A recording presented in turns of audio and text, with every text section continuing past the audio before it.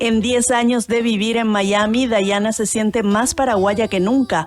Por eso sus guiones y temas musicales de Digi, La Isla de los Niños, incluye al guaraní como una forma de dar a conocer nuestra cultura. Nuestra raíz, nuestra cultura es lo que nos sostiene, aunque nos muevan de territorio.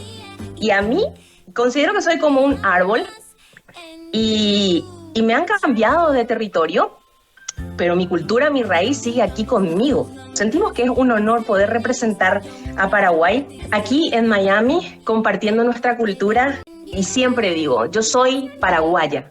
Y me dicen, ¿uruguaya? No, paraguaya, de Paraguay. Brillante como estrella, rugiente como león. Y eso porque, bueno, nuestra bandera tiene esos símbolos patrios y nosotros tenemos otro idioma que es muy dulce, el guaraní. La Isla de los Niños ya está disponible en YouTube y redes sociales. Dayana espera seguir conectando con su público de Paraguay y extender más redes de comunicación a nivel mundial a través de las plataformas digitales.